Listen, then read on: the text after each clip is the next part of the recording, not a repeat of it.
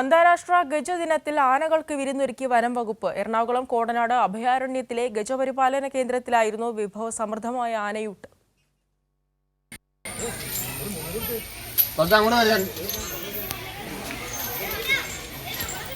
പ്രഭാത നടത്തവും നീരാട്ടും കഴിഞ്ഞെത്തിയ ഗജകേസരികൾക്ക് നിറപറയും നിലവിളക്കും വെച്ച ഔഷധക്കൂട്ടുകളടങ്ങിയ ഉരുളയാണ് ആദ്യം നൽകിയത്.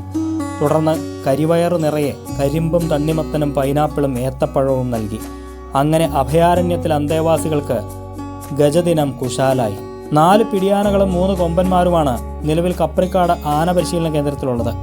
52 വയസ്സുകാരി സുനിത, 50കാരായ ഹരിപ്രസാദ്, അഭിമന്യു, പാലക്കാട് അട്ടപ്പാടിയെ വിറപ്പിച്ച 46കാരൻ പീലാണ്ടി ചന്ദ്രു എന്നിവരാണ് അന്തേവാസികളിലെ മുതിർന്നവർ. 20 വയസ്സുകാരി ആശ, 19കാരി അഞ്ജന, കൂട്ടത്തിലെ കുറുമ്പുള്ള 18കാരി പാർവതി ഇവരായിരുന്നു ആനപ്പന്തിയിലെ താരങ്ങൾ. ആനകളെ ശത്രുക്കളായി കാണുന്ന മനോഭാവം മാറ്റി അവരെ സ്നേഹിക്കാനുള്ള മനസ്സുകൂടി മനുഷ്യർക്കുണ്ടാകണമെന്ന് പ്രകൃതി പഠന കേന്ദ്രം assistant conservator of forest R ഡെൽറ്റോ എം മാറോക്കി പറഞ്ഞു. വർദ്ധിച്ചു വരുന്ന മനുഷ്യ വന്യജീവി സംഘർഷത്തിന്റെ ഈ സമയത്ത് ആനയെ ശത്രുക്കളായി കാണുന്ന ഒരു മനോഭാവം പൊതുജനങ്ങളിലുണ്ട്. അതെല്ലാം മാറ്റിയെടുക്കേണ്ടതുണ്ട്. ഇതിന്റെ സംരക്ഷണത്തിനായി പൊതുജനങ്ങൾ കൂടുതൽ കാര്യക്ഷമമായ രീതിയിലുള്ള ഒരു മനോഭാവം വളർത്തിയെടുക്കേണ്ടതായിട്ടുണ്ട്.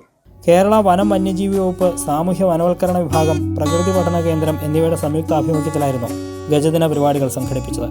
അഭയാരണ്യത്തിൽ നടന്ന ആനയൂട്ട് കാണാൻ കുട്ടികൾ ഉൾപ്പെടെ നിരവധി പേരാണെത്തിയത്. കൈരളി ന്യൂസ്, കൊച്ചി.